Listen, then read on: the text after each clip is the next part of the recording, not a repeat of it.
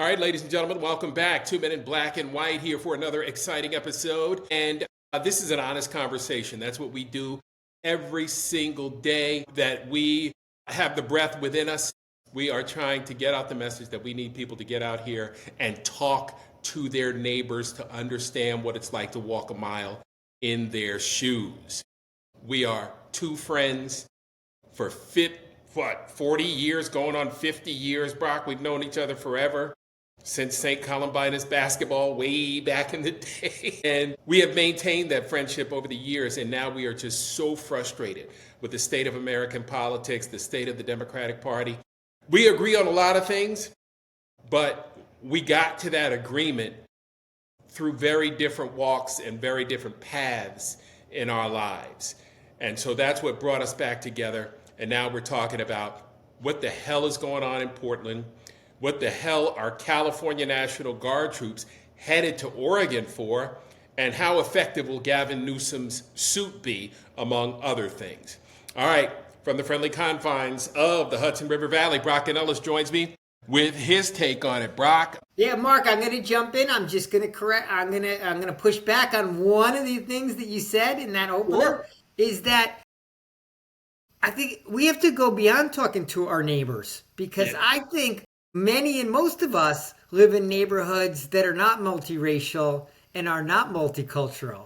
And I do get out and talk to my neighbors, but you know what? I live in a white neighborhood, all white people in my neighborhood. So yeah, I talk to them. I get the pulse of like what, older white America is thinking, which tends to be, many of whom are in lockstep with my thinking. But then you have that whole other side, the MAGA side, but I don't find myself conversing with them quite as much. But I think the siloed lives that we've lived, the neighborhood's not enough. We get, if we're really going to talk to people that don't look like us, you got to put in more of an effort. You got to figure it out. You got to think about why. Why is it that you don't have like Black, Latino? Why don't you have a multicultural, group of people in your phone, right? That you talk to and that you listen to, so you understand like what is going on with other people.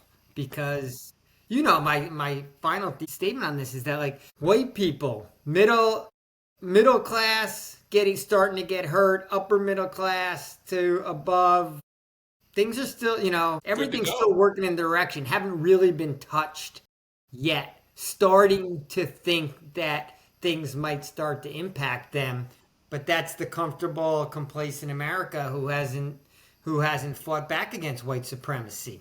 Right. And the interesting thing too, Brock, is it appears that most of white America, is sitting pretty, right? They're middle class to upper class folks. I'd love to see the demographics, where the split is, what percentage of white Americans live in that upper echelon of income. We know that they have 17 times the wealth of the average African American family. So that puts them way ahead of the average Black family. Again, I referenced the Boston Globe article. If you've never read it, please, go back and read just how depressing it is to read and look at the analysis that these people, they went through painstaking analysis for that article, Brock. I don't know if you, I'm sure you remember. Yeah. But, when we talked about it, the average family was worth $8. Average Black family worth $8 in Metro Boston. Mark, I'll say this. I think there's no doubt that this, let's call it a softening economy. We may already be in a recession. We're not even going to see numbers now for a while the government's shut down. And the numbers we are seeing, Trump's already told us he's got to manipulate them and put people in the seat who aren't going to give the real numbers. Is that, you just have to scroll on social media and you see a lot of white people starting to complain about what's going on in the economy and starting to wake up to the fact that these healthcare costs, that they're beneficiaries of these subsidies, and that their healthcare costs are about to go through the roof because pharmaceutical costs have already been a problem. And they're all, more and more people are feeling it in their workplace. If they Sure. haven't been fired yet, they're certainly worried about it. There's more buzz about pending layoffs, and of course, inflation has never stopped going up. It's just the rate has slowed a little bit, but Trump Right. has done nothing to get prices down, so the cost of living is squeezing people. So yeah, I think middle class white America is starting to feel the pinch, and we're starting to hear from middle class white America. I think middle class white America is less hardcore MAGA white America. Middle class white America is less hardcore MAGA. They're more, casual MAGA. We'll go along with it because it kind of works for us, but we're not as militant as them MAGA. Right. But they're the ones that can be peeled off and will be the first to get Well, angry Brock, at Trump and what's going on. aren't those the ones that are quietly keeping the racism to Yeah, themselves yeah. and quietly, Suburban yeah, racism, quiet, only, yeah, yeah, indoors only, right? yeah, Not posting shit on the Facebook yeah, page, you know. right. I mean, and to me, those are the most difficult ones to deal with because they won't come right out and tell you. That's one thing about the South. They're going to pretty much let you Okay. know right off the bat where they stand. Up north, where we're from, you really don't know. Because the education level is so much higher, New York, New Jersey, Connecticut, Maine, The whole Massachusetts, Northeast, New yeah. Hampshire. Yeah, People will argue. They'll argue they're not racist. I right, mean, I think people right. have got away. People have gotten away from saying they don't see color because actually that's an insult, and you don't No see the doubt. other person, right? So, like, No doubt. acknowledge you see it. Don't lie to me. Of course you see color. Like you're starting off with a Right, bullshit premise. So I think that language has right, been put to bed. But there's still, yeah, it's quiet. It's like pocket racism, right? It's not out in the open. It's tucked away, but it's always there and kind of can be pulled out at any time. And it's still what people really think, and it's certainly how they vote, right? right, right. They won't tell you. They'll, Absolutely. they'll say it's prices, and they'll say it's kitchen table issues and economics, but they're voting for the status quo, the social order that America's had since the get go. No doubt. And the thing about that, Brock, is they've made a good living, right? They've come up well. Grew up in a nice home, nice family, picket fence, a couple of brothers and sisters, family vacations, you know, mom and dad are doing well, got great pensions, great retirement plans. And these folks are sitting there, not hiring, someone named Janisha, who has an outstanding resume, right? Because they don't like the way the name sounds, right? Or they don't like the fact that it says Spellman on the school attended. These things have all been proven, brah, right? Like we've done research, right? The black sounding name doesn't get hired nearly as much as a white sounding name. And, we have to get way past that. We have to wonder, why is it that every year HBCUs, like they're basically on life support trying to get funded, trying to keep their doors open, trying to keep their accreditation. You mean to tell me none of these HBCUs know how to run an institution? We can't find any, out of 109 colleges, we can't find anybody to run these things properly? We're always in trouble? No, You but you know, also, then it ties into, the success of people after college, right? Because it's so much right. harder to do well in the American workplace That, to gain wealth and build wealth that then you could turn around and give as donations to these schools. The HBCUs don't run their colleges any worse.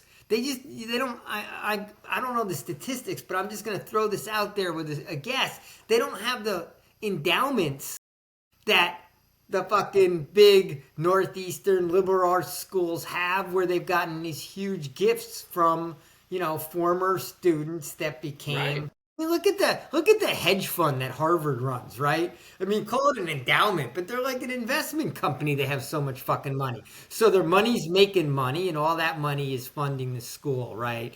So Right. it's hard to run a school properly, No right? doubt. The state No doubt. schools do it off the taxes, but private colleges across the board are suffering unless they have a massive endowment.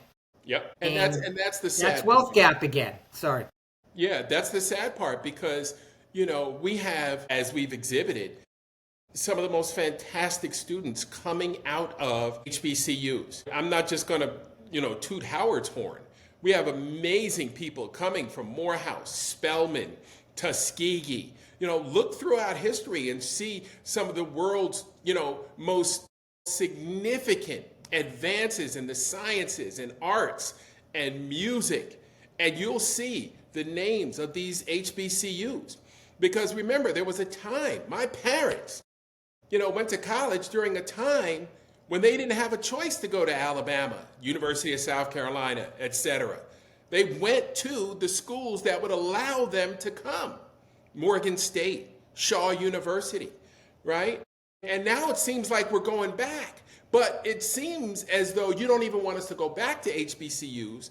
You don't even want us to have them because of you have the ability to pull the purse strings and snatch the rug right out from under us. Well, yeah, because, look, we've talked a bunch about what Project 2025 has done to very well-educated black women in particular, right, who had the largest increase in their education probably in the last couple of decades.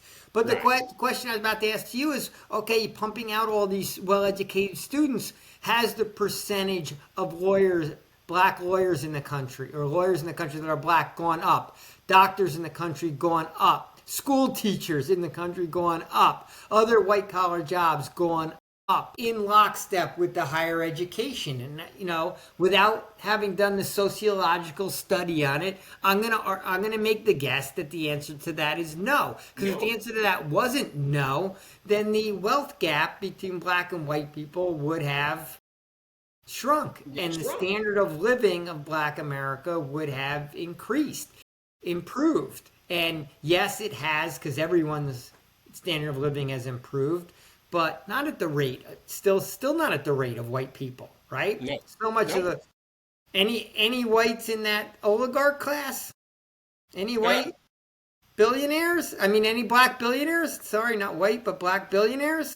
Very few. We can name them, Oprah, Michael Jordan, Robert Smith. Not many. Yeah, and mostly got it through sports or entertainment, right? Not that many through like business ownership and like. So yeah, that's what society just makes it harder, right, for black and brown people to work their way up through traditional channels, right? You can't go to like General Motors and work your way up and be a CEO. Has General Motors ever had a black CEO? Now, they've had a woman CEO now, but never had a black CEO. Ford, General Motors, Kellogg's, Heinz, American Airlines, Boeing, let's just go, JP Morgan, let's go down the list. Like most of them have never had someone come into the company, work the 30 to 40 years, and then at age like 55 or 58 get promoted to CEO. It's so rare, right? Or get that finally get that seat. That CEO gig, right. Get that CEO gig. And then get the golden parachute. Then go down the board, but do a 5 to 8 year stint as CEO. Doesn't happen that much. So that's been the problem in trying to thrive in America, in an America that's not invested in black people's success. But now, the pendulum swung even further. MAGA, Project 2025, Trump, with Stephen Miller and these other fucking maniacs behind him, now you're just trying to sweep people of color, kind of push them back. Right? Push them down, or maybe push them down might be a more accurate statement. And it's sad. It's fucked up, and be willing to do it with violence. Chicago's been a mess, right? Yeah, and remember the famous words of Dabo Swinney, that idiot that coaches the Clemson football team. What's wrong with black people? They had a black president who served not one, but 2 terms. I understand you're a maggot.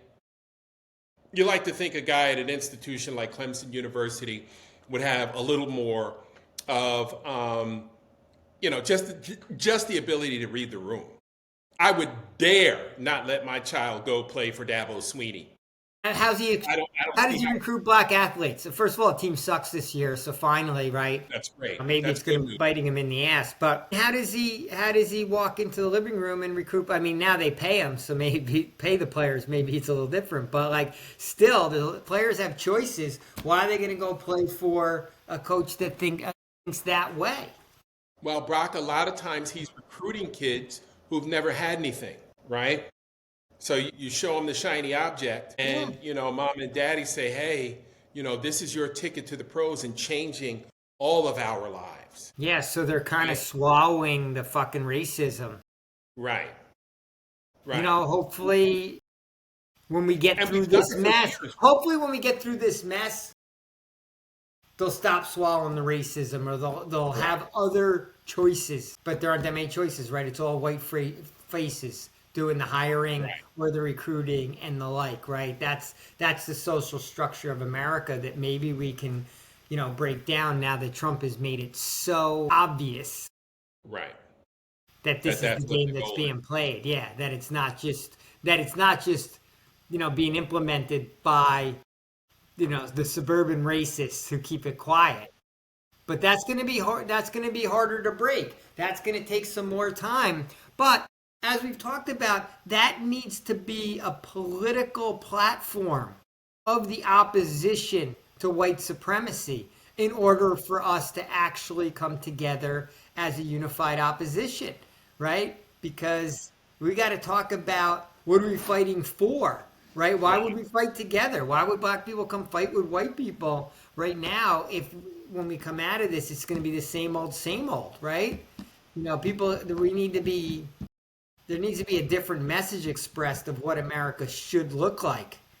Well, Brock, why Or have on we? the other side. Yeah, we've never had a reckoning on race, right? The murder of or assassination of Dr. Martin Luther King didn't get us there, right? The assassination of JFK didn't get us there. The Or murder, assassination of Malcolm X didn't get us there, right? Nothing has gotten us there. Mass incarceration. We still haven't had, a robust conversation about what has been done to black and brown America through mass incarceration and how to remedy it. people We're are afraid still to talk about it. Obama wouldn't talk about it. Kamala no. Harris wouldn't even talk about it, right? Because it's like considered a third rail. If you don't come Yes. out and tell America, because it's still 50% white, and tell them that you're going to be tougher on crime than the last person, Right. then no one thinks they can ever get elected unless they say they're going to be the toughest of anyone on crime. And that's just code word for me, meaning, yeah, we're going to crack down on black and brown people. Yep. In the courts and in the legal system. Yep. Now we've gone next step, right? Now we've created an entirely internal military force to run around the country and terrorize black and brown people. So we've thrown the legal system out the window, right? Right. You don't even have to, take them to court. You No don't one's even getting have to. charged with shit. You don't have to charge them with shit. ICE admitted in Chicago that thus far half the arrests have been, quote, like collateral. Like, Yeah. meaning people that they have nothing. Right into. Zero. Yeah. They were just there. They were Yeah. around. We found Yeah. them. You were driving through this intersection, so we picked you up. What the fuck? You were speaking Spanish, or your skin tone was too dark. That's Exactly. all it has to go to. And the Supreme Court's okay with that. Right. So, Which it's is gotten the disgusting. stamp of approval at the highest levels. And so it's kind of like, so here we are. So here we are in the streets of Chicago, right? You paid more attention to it today than I did. Like you said, it's starting to look really messy.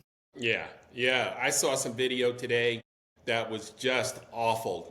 Some of the skirmishes. I saw my heart broke. A young father, being accosted in the streets, trying to fight, not to be put in the back of a wagon by guys dressed in street clothes, who even knew who the fuck these guys were, right? They didn't identify themselves. They don't have to, because they don't have to play by any rules.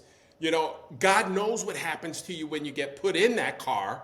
They're probably beating the shit out of you, for giving them a hard time for making you get in the car, right? Like, and who knows where they're going? I mean, it is just almost as absurd as, Trump, with his dithering idiot self, at a naval base today down in Virginia, speaking jibber jabber, making shit up off the cuff. I mean, I don't know. This guy thinks he's some kind of orator or something. Like, what does he think these people think of him? Brock, does he realize that these people were educated at some of the finest institutions, not in America, in the world? Our service academies offer the finest education, bar none, that can compete with any world-class organization. They offer the best. It doesn't matter. And his speeches have, they've jumped the shark. Everyone there knows that he's making shit up and he's lying. And because he's so demented and such a narcissist that all his stories have to come back to him. So he's there, in essence, honoring the Naval Academy.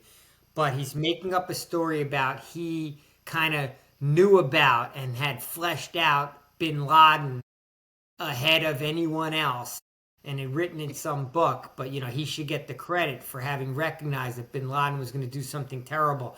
There's no record of that. No one knows no one has any idea what he was talking about. But he's trying to bring that back to some self-aggrandizement.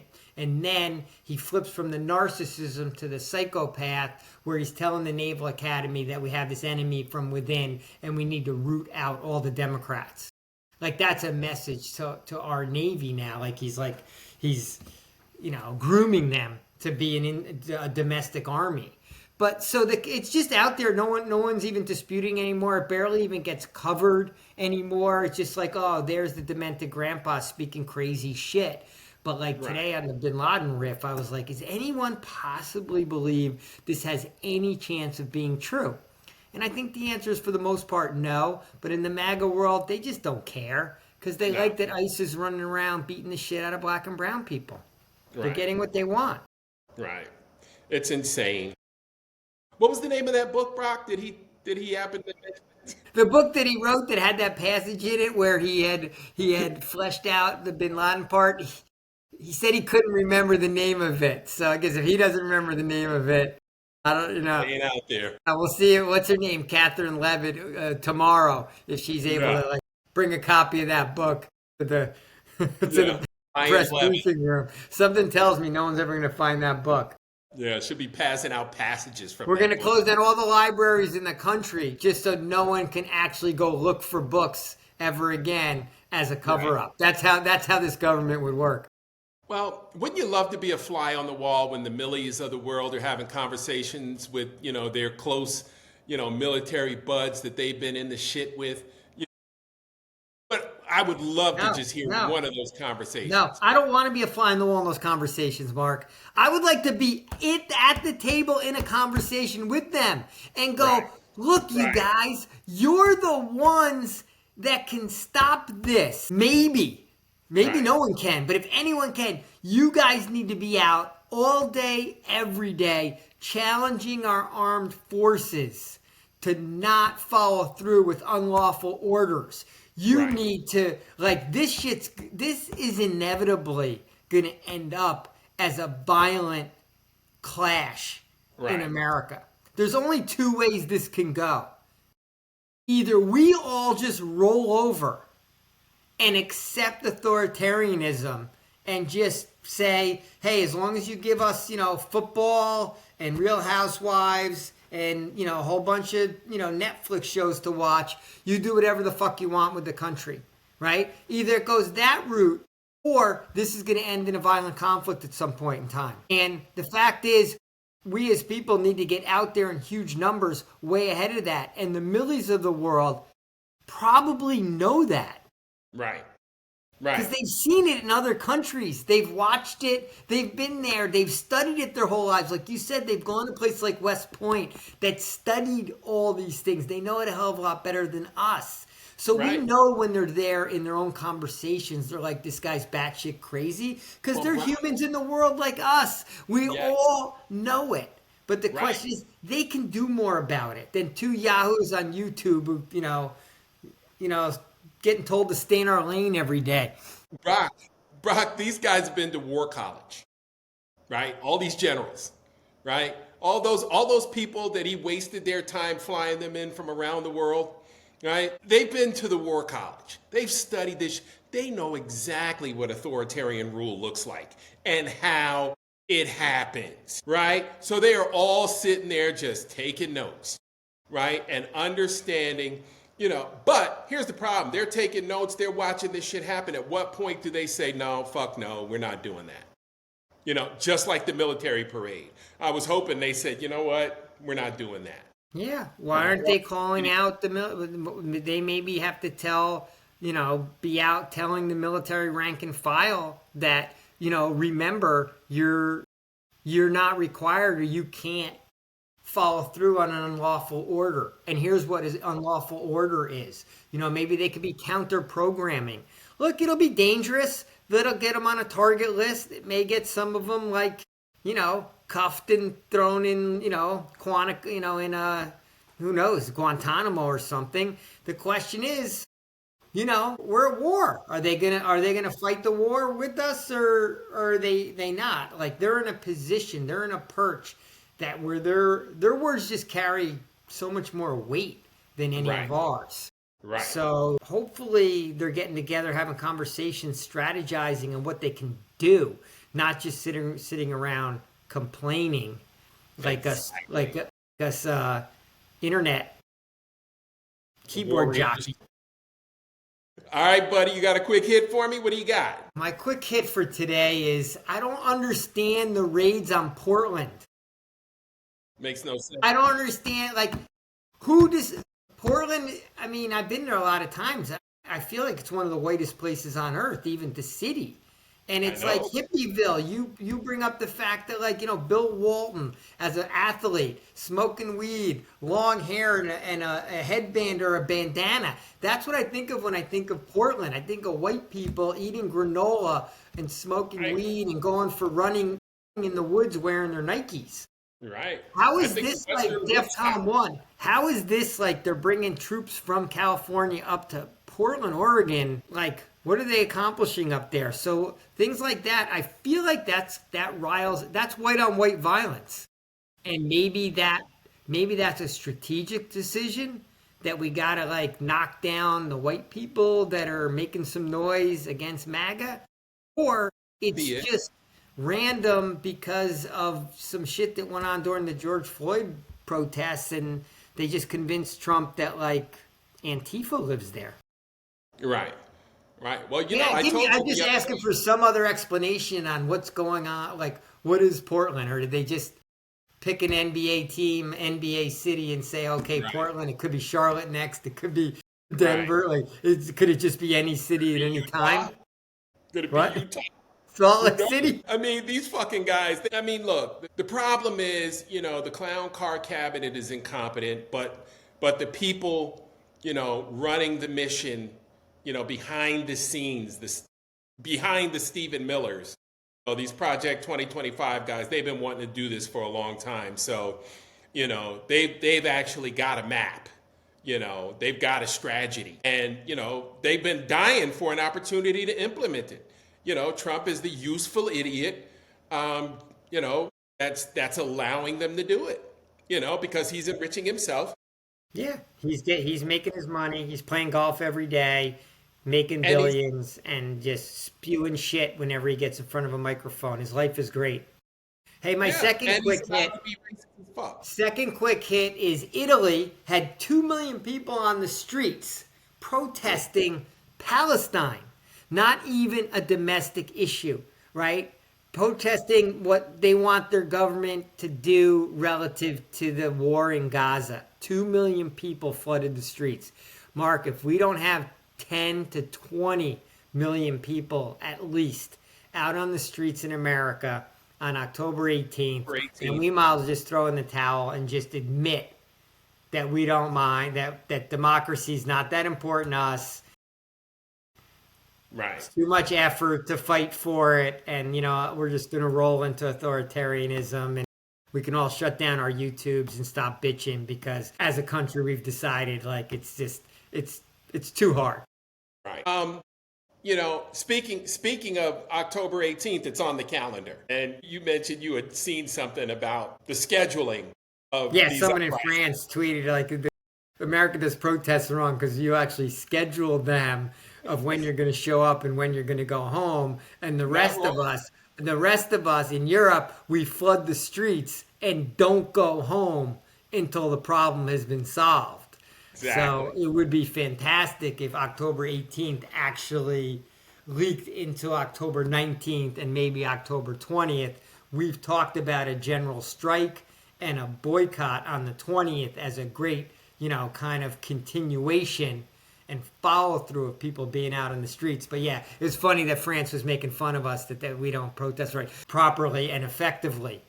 But even if we do it wrong on October 15th, 18th, it has to be big numbers. Like No doubt. overwhelmingly huge numbers. Like get off your fucking couch, get outside and be a part of a protest type No of day. doubt. No doubt. No doubt. And I mean, that's the bottom line. if the French are laughing at us, come on, this world is upside down. We're Right. supposed to laugh at them. No doubt. Let them eat cake. We're the ones eating all the fucking cake. We're giving it to the fat kid, fucking fat Donnie, is eating all the goddamn cake. We're lost, bro. We're lost in the sauce. All right, buddy. Let's rack it up. Mark, always a pleasure. I'll talk to you tomorrow. Proud. Peace.